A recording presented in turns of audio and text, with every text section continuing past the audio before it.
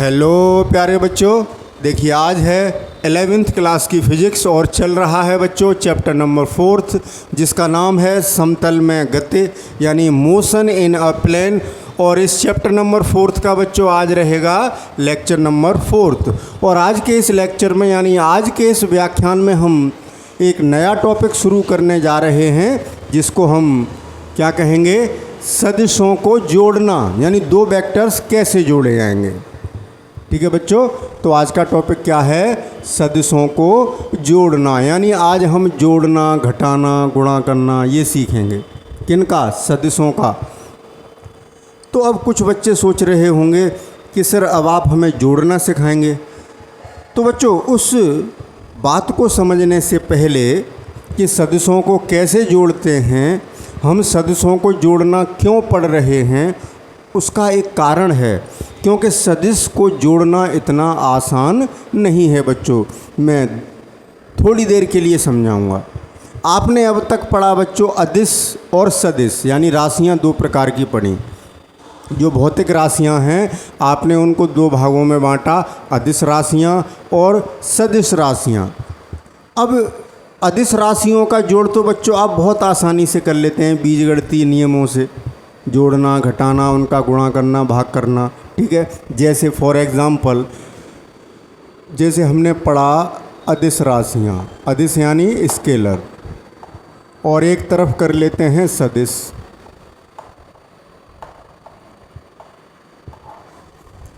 तो बच्चों जैसे अदिश राशि की बात करें, जैसे द्रव्यमान,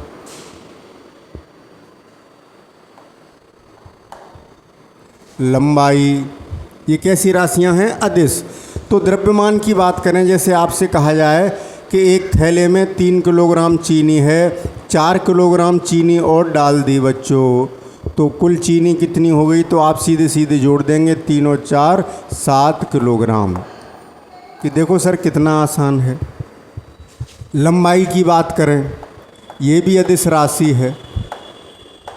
लेंथ, मास लेंथ, कि एक तार था हमारे पास 4 मीटर लंबा था, उसको पिघला के गर्म करके उसको हमने 3 मीटर लंबा और खींच दिया, तो अब उसकी लंबाई कितनी हो गई?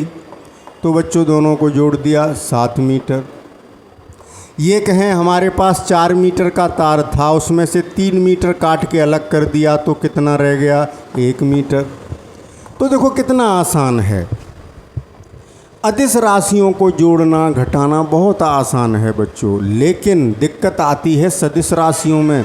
तो आप ये न सोचें कि सर हमें अब जोड़ना सिखाएंगे फर्स्ट ईयर में। हाँ बच्चों, ज़रूर सीखना पड़ेगा, बहुत इम्पोर्टेंट है। क्यों सीखना पड़ेगा? अब जैसे सदिश राशि की बात करें तो बल एक सदिश राशि है।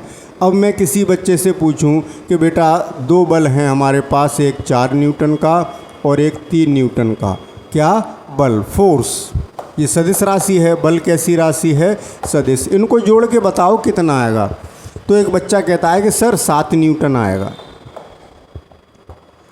तो उसका उत्तर भी अधूरा है और हमारा सवाल भी अधूरा है। सदिश राशियों का जोड़ बच्चों दिशा पे निर्भर करता है, क्योंकि सदिश में दोनों चीज़ होती हैं, परिमाण भी होता है और दिशा भी होती है। तो इनको जोड़ना इतना आसान नहीं है, क्योंकि ये तो हमने परिमाण बता दिए, दिशा तो बताई ही नहीं। तो हम ये कैसे कह दें कि आपका उत्तर सही है? समझ रहे हैं? यहाँ पर आंसर कुछ भी आ सकता है। कैसे? अभी मैं ये समझा रहा हूँ कि हम ये क्यों पढ़ने जा रहे हैं। जैसे कोई एक पिंड था बच्चों जिस पर 2 बल लगा दिए, एक 4 न्यूटन का और एक 3 न्यूटन का, एक ही दिशा में, एक ही दिशा में दोनों बल लगा दिए, एक 4 न्यूटन का और एक 3 न्यूटन का। तो इनका जोड़ बच्चों यहाँ 7 न्यूटन आ जाएगा। दोनों बल जुड़ जाएंगे क्योंकि एक ही दिशा में है, दोनों के बीच का कोण 0 है। अब पिंड पर हमने बल लगा दिए विपरीत, एक लगा दिया 4 न्यूटन इधर और एक 3 न्यूटन इधर। तो इनका जोड़ आएगा बच्चों 1 न्यूटन। देखो अलग हो गया, कहाँ 7 था और अब 1 न्यूटन। जब वेक्टर कैसे थे? प्रति समांतर, एंटी पैरेलल वेक्टर थे, उनकी दिशाएं विपरीत थी, 180 अंश का कोण बन रहा था तो घटा दिए, मतलब जोड़े हैं लेकिन परिणामी 4 + -3 हो गया और यहाँ जुड़ गए 7 हो गया उत्तर। अब हमने कहा कि उसी पिंड पर 4 न्यूटन का बल इधर लगा है और 3 न्यूटन का बल इधर लगा है। दोनों दिशाएं आपस में कैसी हैं, लंबवत 90 अंश का कोण बना रही हैं। तो यहाँ परिणामी बल जो आएगा F वो आएगा बच्चों 5 न्यूटन। तो देखो बल 3 और 4 ही हैं, 3 और 4 को जोड़ा 5 आया, 3 और 4 को जोड़ा 1 आया, 3 और 4 को जोड़ा 7 आया। समझ रहे हैं, यानी कोण बदलते जाएं। अब कोण हम 30 अंश ले सकते हैं, 40 अंश ले सकते हैं दोनों वेक्टर का। जैसे एक बल 3 न्यूटन का, एक बल ये 4 न्यूटन का, ऐसे लगा रहे हैं। ये कोण हम बदल रहे हैं, कभी 30 अंश कर देते हैं, कभी 60 अंश कर देते हैं, कभी 45 अंश कर देते हैं, कभी 90 अंश कर देते हैं, कभी 180 कर देते हैं, कभी 0 कर देते हैं, कभी 120 कर देते हैं, कभी 75 कर देते हैं, कभी 15 कर देते हैं। तो हर एक का आंसर अलग आएगा, सबका जोड़ अलग अलग आएगा। वो कोण पर डिपेंड कर रहा है, दिशा पर डिपेंड कर रहा है बच्चों। तो जोड़ना इतना आसान नहीं है सदिशों को। सदिश में आप ये नहीं कह सकते कि सर 3 न्यूटन और 4 न्यूटन का बल 7 न्यूटन हो गया, दोनों का जोड़, ऐसा नहीं होगा यहाँ। इसीलिए सीखना है। अब हम आज यही चर्चा करेंगे कि 4 और 3 7 कैसे हो गए, 4 और 3 7 कैसे हो गए, 1 कैसे हो गए, 5 कैसे हो गए, √13 कैसे हो गए, और वैल्यू कैसे हो गई, इन वैल्यूज़ पर कितनी वैल्यू आएगी।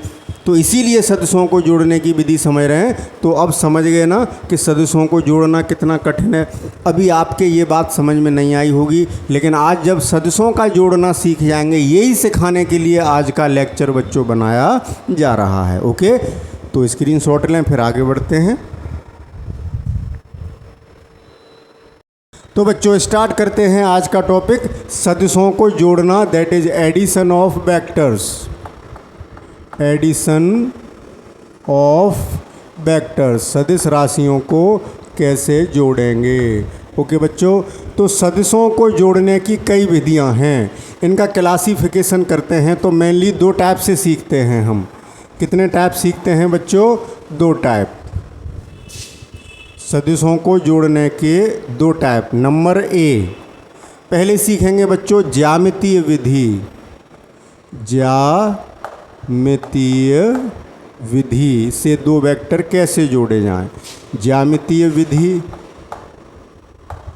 ज्यामितीय विधि कह लें बच्चों या ग्राफीय विधि कह लें, एक ही बात है। ग्राफीय विधि,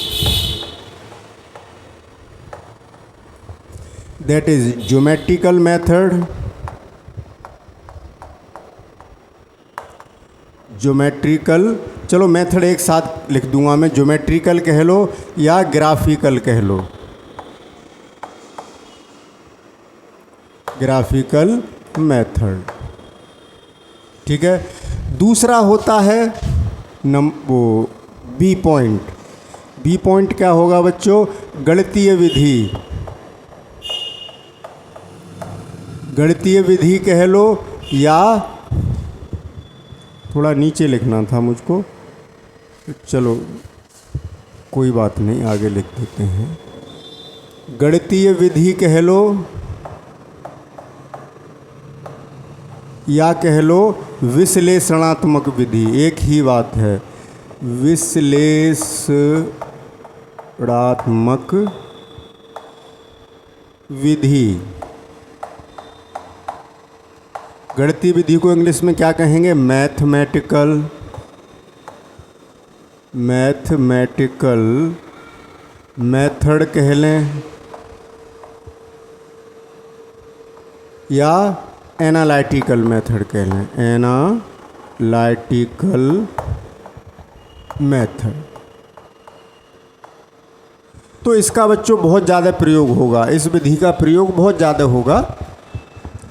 और अब ज्यामितीय विधि और ग्राफीय विधि हम पढ़ेंगे 3 तरीके से। इसको 3 तरीके से पढ़ेंगे बच्चों। ज्यामितीय विधि पहले पढ़ेंगे, नंबर 1 त्रिभुज विधि।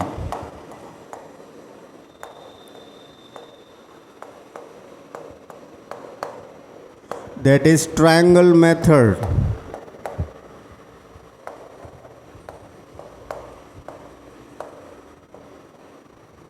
फिर पढ़ेंगे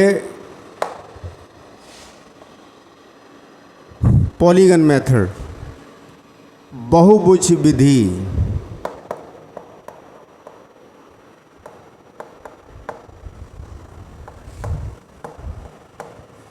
दैट इज पॉलीगन मेथड।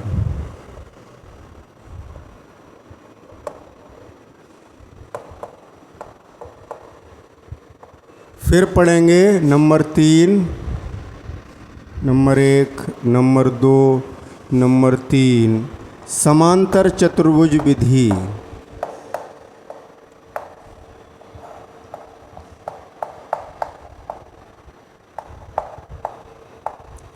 समांतर चतुर्भुज विधि, parallelogram method, PARALLEL, parallelogram method. तो कुल मिला के बच्चों हमें 4 विधियां पढ़नी है। पहले पढ़ेंगे त्रिभुज विधि, फिर बहुभुज विधि, फिर समांतर चतुर्भुज विधि, ये इसके अंतर्गत हो गई। फिर पढ़ेंगे गणितीय विधि या विश्लेषणात्मक विधि, या और एक ही बात है, कुछ भी नाम, कुछ किताब में आपको विश्लेषणात्मक विधि मिल जाएगा, कहीं आपको गणितीय विधि लिखा मिल जाएगा, तो कंफ्यूज होने की कोई आवश्यकता नहीं है। तो बच्चों स्टार्ट करते हैं, पहले त्रिभुज विधि, फिर दिस, फिर दिस, फिर दिस वन। ओके, तो जल्दी से स्क्रीनशॉट लें, फिर मैं हेडिंग लगाता हूँ, त्रिभुज विधि से वेक्टरों को कैसे जोड़ेंगे। लेकिन उससे पहले एक बात बता दें बच्चों, ये विधि कब लगेगी, ज्यामिति विधि या ग्राफी विधि है, जब वेक्टर आरेख के रूप में दिया हो। आरेख के रूप में मतलब तीर बना हुआ हो कि एक वेक्टर ये दिया है, एक वेक्टर ये दिया है, इन दोनों को जोड़ो, तो यहाँ गणितीय विधि काम नहीं आएगी। आरेख दिए होंगे तब इस विधि से जोड़ सकते हैं, चाहे इससे, चाहे इससे, चाहे इससे। अब अगर आंकिक मान और दोनों वेक्टरों के बीच का कोण दिया होगा तब इस विधि से जोड़ेंगे। सब बातें समझ में आएंगी धीरे धीरे करके, एक बार में परेशान होने की ज़रूरत नहीं है। तो बच्चों ये दिमाग में रखना, ये आप इसका स्क्रीनशॉट लेके कॉपी पे लिख लेंगे। सबसे पहले मैं ये पढ़ाऊँगा, फिर ये, फिर ये, फिर ये। ठीक है, टेक अ स्क्रीनशॉट इमीडिएटली। हाँ तो बच्चों पहले टाइप की विधि पढ़ते हैं, त्रिभुज विधि से हम वेक्टर्स को कैसे जोड़ेंगे। तो बच्चों जैसे आपको 2 वेक्टर्स दिए हों, एक वेक्टर ये दिया हो वेक्टर ए, और इसमें हमें जोड़ना है ये वाला वेक्टर वेक्टर बी, तो इनको कैसे जोड़ें। तो इनकी बच्चों लंबाई दी होगी, दिशा भी दी होगी, तीर लगा होगा। तो सबसे पहले क्या करेंगे, जैसे पहला वेक्टर ले लिया हमने, इस वेक्टर को, ये जितना बड़ा है, जैसे 5 सेंटीमीटर का है तो 5 सेंटीमीटर का खींच लिया, 6 का है तो 6 का खींच लिया। यहाँ पर इस विधि में आपको पेंसिल, पटरी, प्रकार, चांदा, इनकी ज़रूरत पड़ेगी।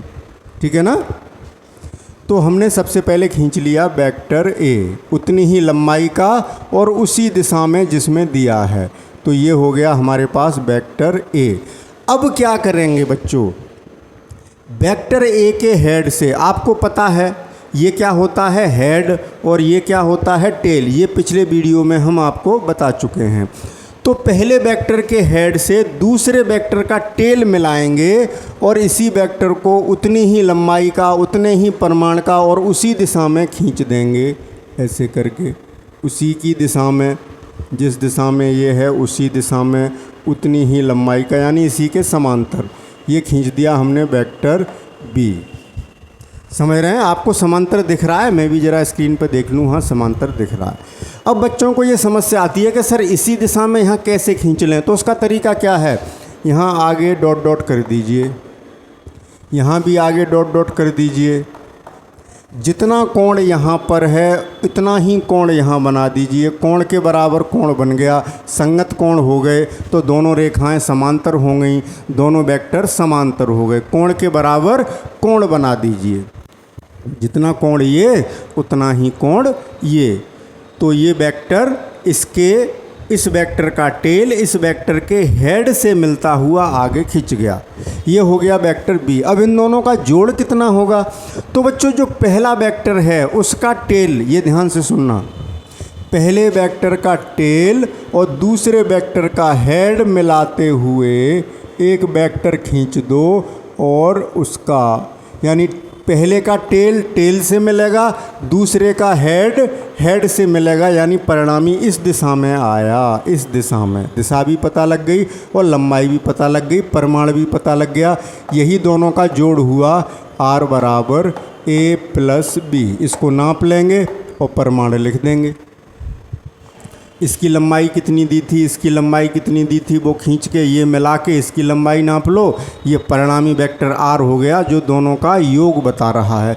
अब बच्चों मैं इन दोनों वेक्टर के बीच का कोण बदल दूं तो ये r बदल जाएगा ना। तभी मैंने कहा ना कि दोनों का जोड़ का एक उत्तर नहीं होता, कई उत्तर हो सकते हैं, दिशा पर निर्भर करता है। अब कोई शैतान बच्चा या इंटेलिजेंट बच्चा या ब्रिलियंट बच्चा, होशियार बच्चा ये पूछ सकता है कि सर आपने पहले ए खींचा, ए में बी जोड़ा, क्या हम बी में ए जोड़ सकते थे? कर सकते थे बच्चों, ऐसा भी कर सकते थे। एक बात तो ये हो गई, यानी ये हो गई हमारी एक बात। अब हम दूसरी बात करने जा रहे हैं कि बच्चा ये कह रहा है कि नहीं सर पहले बी बनाइए तब ए बनाइए। कर सकते हो, कोई दिक्कत नहीं। हमने क्या किया, पहले बी बनाया, देख लेते हैं। हमने बना लिया बच्चों बी।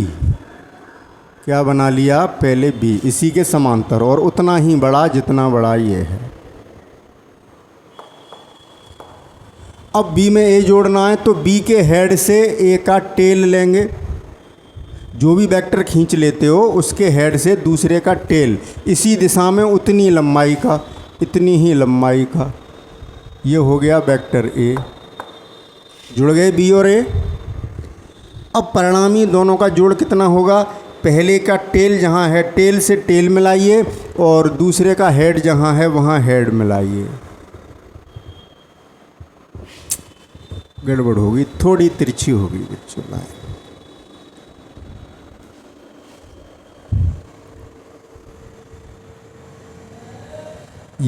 ये दोनों का जोड़ आ गया r बराबर a प्लस बी। सॉरी, अब b और a जोड़े हैं, b प्लस a। और मान लो ये अलग आया है, अगर हमने b में a जोड़ा तो इसको r डैश मान लेते हैं, b प्लस a। पहले b खींचा था तो पहले b लिखेंगे। एक बात बताने जा रहा हूँ मैं इसलिए। अब देखो बच्चों, चाहे हमने a में b जोड़ा या b में a जोड़ा, देखो परिणामी जो आया, देखो दोनों, जब आप पेंसिल पैमाने की सहायता से, चांदी की सहायता से इनको बनाओगे, जितने बड़े हैं उतने ही बड़े यहाँ बनाओगे, उतने ही बड़े यहाँ बनाओगे, तो देखें ये दोनों समांतर आएंगे, एक ही दिशा में हैं। आर ऐसे जा रहा है, आर डैश भी ऐसे जा रहा है। जितना बड़ा ये आएगा यानी जितना इसका परिमाण होगा उतना ही परिमाण इसका होगा, यानी आर और आर डैश बराबर रहेंगे, कोई अंतर नहीं पड़ा। चाहे हमने पहले ए जोड़ा या पहले बी जोड़ा, यानी ए प्लस बी कर लें या बी प्लस ए कर लें, कोई फ़र्क नहीं पड़ता। इसका मतलब वेक्टरों का जो सदिश योग है, इस नियम को क्या कहते हैं बच्चों, कि क्रम अगर पलट दें तब योग पर कोई प्रभाव नहीं पड़ता, कोई अंतर नहीं आता। जैसे अदिश राशियों में नहीं आता कि 3 और 4 जोड़ लें तब भी 7 आता है, और पहले 4 लिख के फिर 3 जोड़ लें तब भी 7 आता है। इसको कहते हैं क्रम विनिमय नियम। इसका मतलब सदिश योग, कितनी इंपॉर्टेंट बात पता लगी, सदिश योग क्रम विनिमय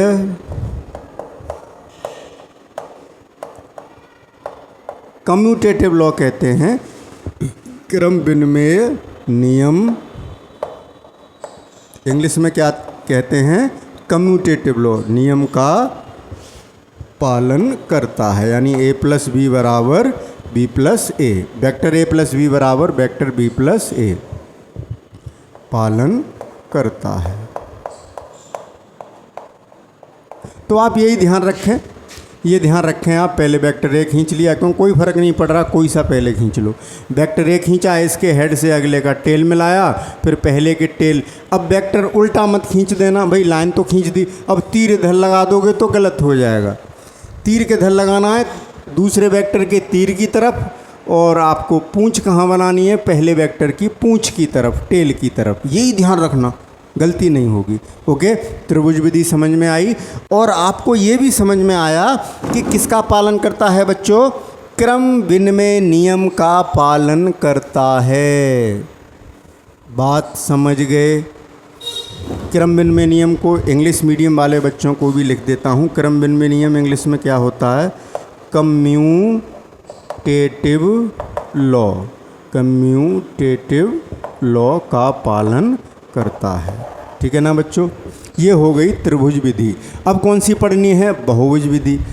क्योंकि अब कुछ बच्चे ये कह रहे हैं कि सर आपने दो वेक्टर को तो जोड़ दिया, अब दो से ज़्यादा हों तब क्या करेंगे, तब क्या करेंगे बच्चों, बहुभुज विधि का प्रयोग करेंगे। तो इसका स्क्रीनशॉट लें, फिर आगे बढ़ेंगे। हाँ तो बच्चों अब आगे चलते हैं ग्राफीय विधि की दूसरी विधि, जिसको कहते हैं बच्चों बहुभुज विधि, that is polygon method. Polygon method. ये विधि बच्चों कब अपनाई जाएगी, अभी जैसे मैंने बताया, इस विधि का उपयोग कब करेंगे बच्चों, जब हमारे पास दो से अधिक सदिश हों, जैसे 3 सदिश हों, 4 हों, 5 हों, 6 हों, उनको जोड़ना हो। तो देखो बच्चों, जब 2 सदिश थे तो हमने त्रिभुज विधि से जोड़ लिए थे, ट्रायंगल मेथड से। जब 2 से ज़्यादा होंगे तब क्या करेंगे, बहुभुज विधि का प्रयोग करेंगे। तो इसको सीखते हैं।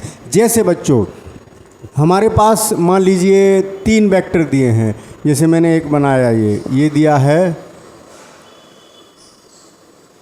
Vector A. ओके बच्चों, बात समझ रहे हैं। एक दिया है वेक्टर बी और एक दिया है वेक्टर सी। इनको जोड़ना है, मान लो तीनों वेक्टर्स को। तो हम कैसे जोड़ेंगे बच्चों, इसको समझें। तो देखिए वही नियम अपनाएंगे। सबसे पहले ऐसे ये वेक्टर खींच लिया ए, इसी लंबाई का, जितनी लंबाई का है उतनी ही लंबाई का खींच लिया बच्चों।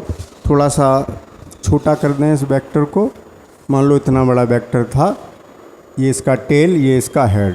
तो हमने पहले खींच लिया वेक्टर ए, खींच लिया बच्चों इतनी ही लंबाई का। अब मेरे पास पैमाना नहीं है, आप लोग पैमाने से खींच लोगे, मैं मान लेता हूँ इतना ही बड़ा हो गया। ये हो गया बच्चों वेक्टर ए, वेक्टर ए। अब इसके हेड से अगले वेक्टर का टेल मिलाएंगे। ए वेक्टर के हेड से इसका टेल मिलाते हुए इतनी ही लंबाई का, और इसी दिशा में, इसी के समांतर यहाँ ला के रख दो, ऐसे करके। ठीक है ना, ऐसे करके रख दो। देख लें समांतर हो रहा है कि नहीं, समांतर ही है बच्चों। ये क्या हो गया, वेक्टर बी। ये हो गया बच्चों वेक्टर बी। तो एक वेक्टर के हेड से अगले वेक्टर का टेल मिलाते हुए वेक्टर खींचते जाते हैं। अब इसके हेड से अगले वेक्टर का यानी सी का टेल मिलाएंगे, इसी दिशा में खींचेंगे। यानी ये ऐसे है बच्चों, ऐसे ही समांतर लाना है, ऐसे।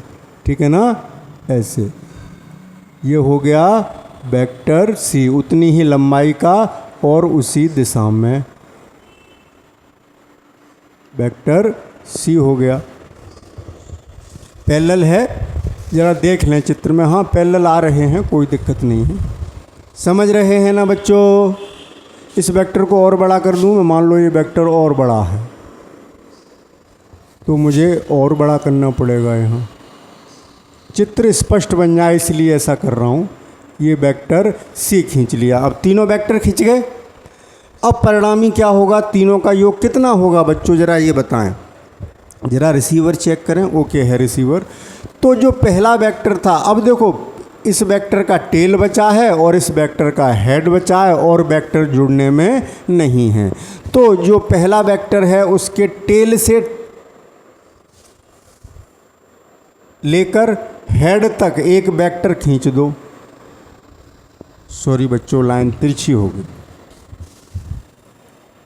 ध्यान से समझ रहे हैं ना मैं क्या कह रहा हूँ, कि पहले वेक्टर से, पहले वेक्टर के टेल से अंतिम वेक्टर के हेड की तरफ मिलाते हुए एक वेक्टर खींच दो और उस वेक्टर का टेल पहले वेक्टर के टेल से मिलना चाहिए और बाद वाले वेक्टर के हेड से उसका हेड मिलना चाहिए। ये बच्चों हेड से हेड मिल गए, तो ये जो नया वेक्टर आया यही आ गया इन तीनों का योग यानी वेक्टर आर। परिणामी वेक्टर किसको प्रदर्शित कर रहा है? इसके और इसके योग को, यानी vector A plus vector B plus vector C को प्रदर्शित कर रहा है। इस तरीके से जोड़ देंगे। ऐसे ही 4 होंगे तो चौथा और जोड़ देंगे, 5 होंगे तो और कर देंगे। तो ये जोड़ना सीख गए बच्चों, बहुभुज विधि, यानी 3 वेक्टर हैं तो ऐसे जोड़ देंगे, 4 होंगे तो वो भी अभी बता देंगे, जैसे 4 हैं तो क्या करें। अब यहाँ बच्चों जो वेक्टर्स का योग है, जैसे पिछले त्रिभुज विधि में हमने बताया था कि सदिश योग क्रम विनिमय नियम यानी कम्यूटेटिव लॉ का पालन करता है, ठीक उसी तरीके से सदिश योग, यहाँ लिखते हैं सदिश योग जो है यानी सदिशों का योग, सदिश योग साहचर्य नियम, साहचर्य नियम इसको कहते हैं एसोसिएटिव लॉ, एसोसिएटिव लॉ का पालन करता है, का पालन करता है। ये क्या है नियम? जैसे हमने 3 वेक्टर लिए तो ये ज़रूरी नहीं है कि पहले हमने ए और बी को जोड़ा तब सी जोड़ा, हम बी और सी को जोड़ के उसके साथ ए जोड़ सकते हैं। जैसे कम्यूटेटिव लॉ का मतलब क्या होता है कि हमने पहले क्या कर लिया बच्चों, ए प्लस बी जोड़ लिया, 2 वेक्टर जोड़ लिए, फिर उसमें सी जोड़ा, ऐसे किया। या हमने पहले बी और सी जोड़ लिए हैं, बी और सी अलग अलग जोड़े, फिर उसमें ए जोड़ा, तो कोई प्रभाव नहीं पड़ेगा, बराबर ही रहेगा। इस बात को मैं यहाँ समझाता हूँ, यानी सदिश योग साहचर्य नियम का पालन करता है। ये बात कहाँ से आई समझ लें इधर। जैसे पहले मैं जोड़ रहा हूँ वेक्टर ए और वेक्टर बी को, बच्चों समझ रहे हैं। पहले कौन कौन से वेक्टर जोड़ रहा हूँ, ए और बी। बच्चों स्क्रीन लॉक करना भूल गए थे हम, चलिए अब मैंने लॉक कर दिया है स्क्रीन को। हाँ चलिए कम टू द पॉइंट, पहले किसको जोड़ लें, ए और बी को। तो देखो बच्चों वेक्टर ए ये रहा, ओके ध्यान से समझना, ठीक, और वेक्टर बी ये रहा। इन दोनों का जोड़ कैसे निकालोगे? त्रिभुज नियम से 2 वेक्टर हैं, पहले के टेल से टेल मिलाते हुए दूसरे वेक्टर के हेड से हेड मिलाते हुए अगर मैं यहाँ एक वेक्टर खींच दूँ तो ये वेक्टर कितना आ गया, ए प्लस बी, ए और बी का जोड़, यानी ये क्या हो गया बच्चों, ए प्लस बी। अब इस वेक्टर में मैं वेक्टर सी जोड़ दूँ, ए और बी जोड़ के ये मिल गया, और इस ए प्लस बी में जोड़ दिया सी, तो क्या मिल गया, ए प्लस बी प्लस सी, यानी ये मिल गया, ठीक है, यानी वेक्टर आर मिल गया। क्या मिल गया, वेक्टर आर बराबर ए प्लस बी प्लस सी। अब मैं कह रहा हूँ कि ए नहीं जोड़ रहे, पहले बी और सी जोड़ रहे हैं, तो बच्चों पहले बी और सी जोड़ लो। जैसे ये है बच्चों वेक्टर बी, ध्यान से समझना, ये है वेक्टर बी, फिर मैंने इसमें जोड़ दिया सी, ये, तो इन दोनों का परिणामी क्या आएगा, ये वाला, बी और सी को मिलाते हुए ये क्या हो गया, vector B plus vector C. थोड़ा इधर लिख दें बच्चों, मिल गए, थोड़ा सा इधर लिखते हैं। ये जो वेक्टर आया ये वाला, ये क्या आया बच्चों, vector B plus vector C. कौन सा, ये वाला, यही तो आया, vector B plus vector C, ये वाला, और वेक्टर ए प्लस बी ये था। तो अब हमने पहले जोड़ लिए बी और सी, तो ये मिल गया बी और सी। अब इस वेक्टर में हमने ए जोड़ा, यानी ए में बी और सी जोड़ा, तो यही तो मिला बच्चों, तब भी वही मिला, ए प्लस बी प्लस सी। तो क्रम बदलने से मतलब इस बात पर डिपेंड नहीं करता कि पहले आप किसको जोड़ रहे हैं। अब जैसे मैं पहले वेक्टर बी खींच लेता, फिर सी, फिर ए खींचता, तब भी वेक्टर ऐसा ही आता, वो अभी समझा दूंगा। यहाँ हटा के, ओ सॉरी बच्चों, ये बिगड़ गया, आपको स्क्रीनशॉट लेना है। सहचर्य, हाथ लग गया बच्चों हमारा, सॉरी फॉर डिस्टरबेंस। इसका स्क्रीनशॉट ले लें बच्चों, मैं आगे जो बात समझाने जा रहा हूँ वो भी समझ में आ जाएगी। Take a screenshot immediately. तो स्क्रीनशॉट ले लिया होगा, आगे बढ़ते हैं। तो बच्चों ये तो हुई पहली बात, ठीक है।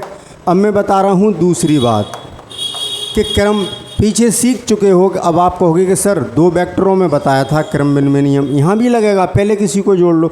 अब जैसे बच्चों पहले मैंने वेक्टर बी खींच लिया, अब मैं जोड़ रहा हूँ इन तीनों को, तो कोई सा वेक्टर पहले ले सकते हो। पहले क्या ले लिया मैंने, वेक्टर बी ले लिया बच्चों, देखना यहाँ ध्यान से। मैंने क्या लिया, वेक्टर बी, उसी लंबाई का, इसी दिशा में, थोड़ी सी पैरेलल नहीं है, थोड़ा सा एंगल बदल गया, मतलब इसी के समांतर उसी दिशा में लेना है ना, ठीक इसी दिशा में लेना है। तो जैसे ये ले लिया, अब ये दिशा वही लग रही है लगभग, ये हो गया वेक्टर बी। तो वेक्टर बी खींच लिया मैंने। अब मैंने इसमें सी जोड़ दिया, चलिए मैं यहाँ सी जोड़ देता हूँ, इसी के समांतर, और ऐसे ही ये जोड़ दिया, वेक्टर सी। नीचे लिखूं,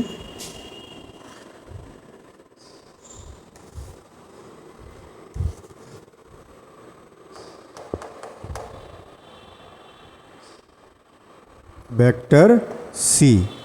अब इसमें मैं जोड़ रहा हूँ वेक्टर ए। तो वो हेड और टेल तो समझ गए, हेड से अगले का टेल मिलाते जाओ, इसके हेड से अगले का टेल यानी ए का टेल, तो ये खींच दिया वेक्टर ए।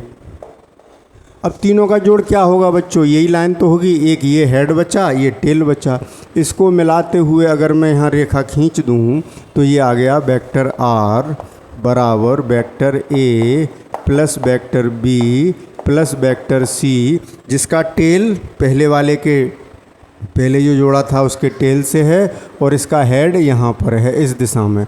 तो बच्चों देखो, ये और ये एक ही दिशा में समांतर आए, एक ही दिशा में है, और इसकी लंबाई और इसकी लंबाई जब आप पटरी पैमाने और पेंसिल से जब इसको बनाओगे तो ये दोनों बराबर आएंगे, यानी कोई सा क्रम ले लिया कोई फर्क नहीं पड़ा बच्चों। बात समझ आई?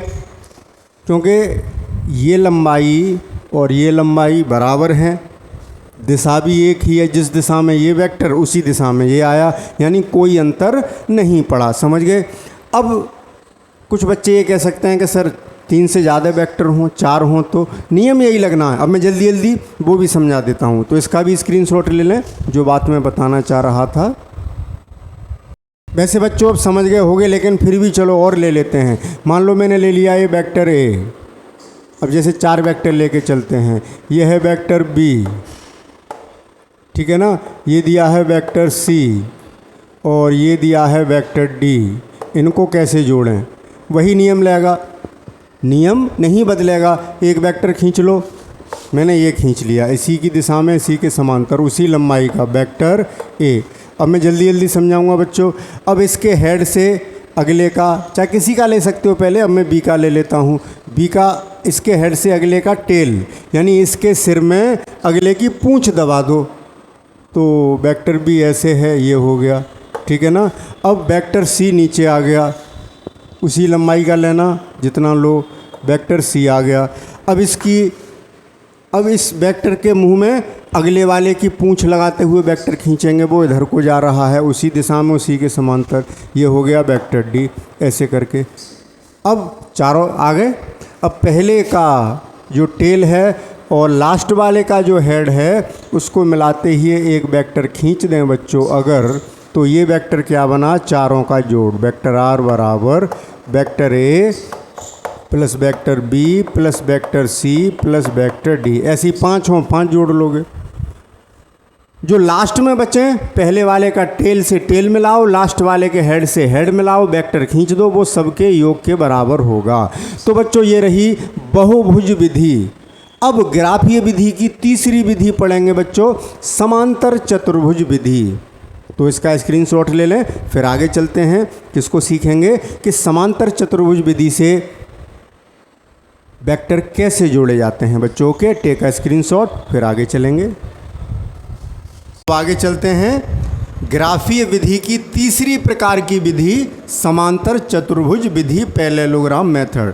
इस विधि का उपयोग कब करेंगे बच्चों, जब हमारे पास दो वेक्टर दिए हों और दोनों वेक्टरों के टेल मिले हुए हों।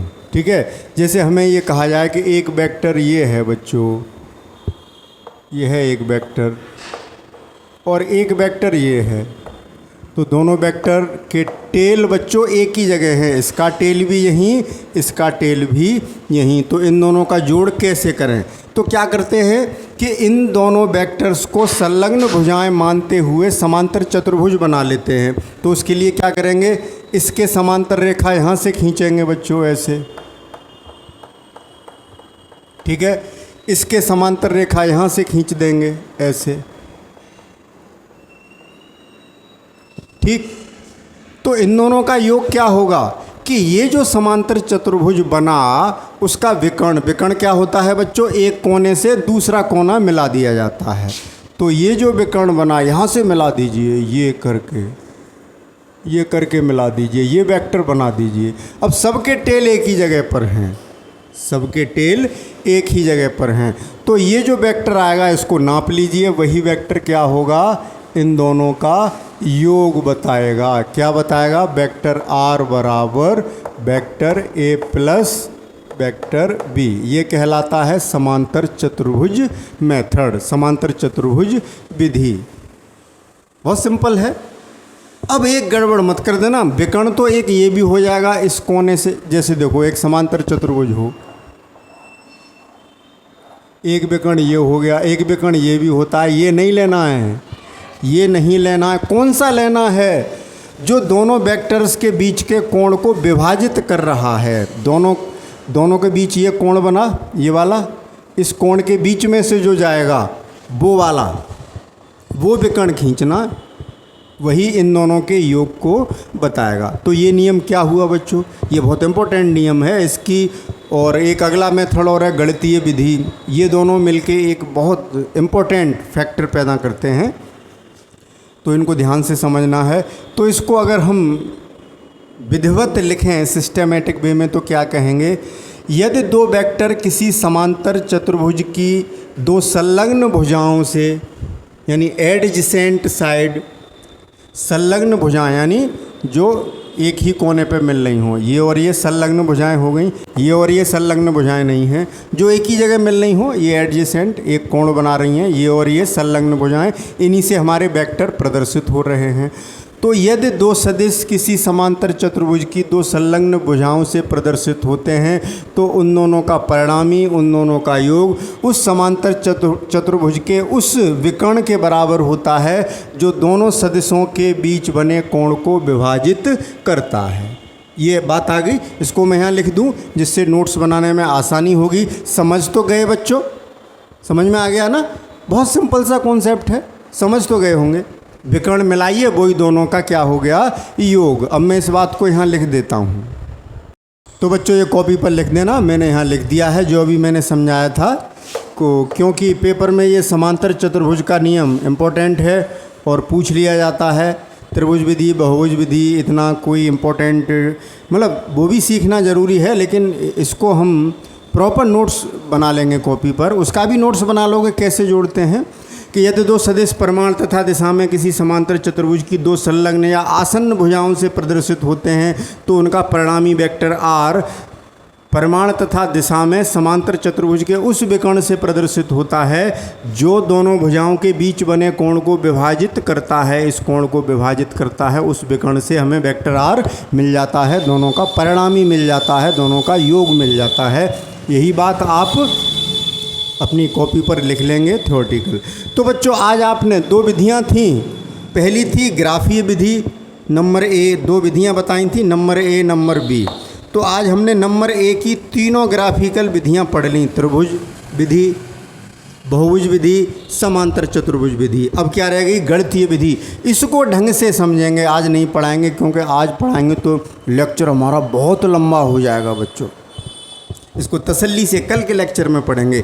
इसको पढ़ना ना भूलें क्योंकि इसके बिना आगे भी फिजिक्स समझ में नहीं आएगी। ये लो जो आगे हम गणितीय विधि या विश्लेषणात्मक विधि, आज आप अपने नोट्स को यहीं पर ख़त्म कर देंगे और कल हम चलेंगे दूसरे मेथड पर, विश्लेषणात्मक एनालिटिकल मेथड या गणितीय विधि मैथमेटिकल मेथड, जिसको ढंग से तसल्ली से नए लेक्चर में नई ऊर्जा के साथ सीखेंगे, जिससे कि एग्ज़ाम में जो क्वेश्चन आएगा वो हमसे गलत न हो, छूटने नहीं पाए, हमारा नंबर एक भी कम न होने पाए। तो मिलते हैं कल बच्चों उस नए टॉपिक के साथ, नए मेथड के साथ। तब तक के लिए goodbye, thank you for watching and best of luck.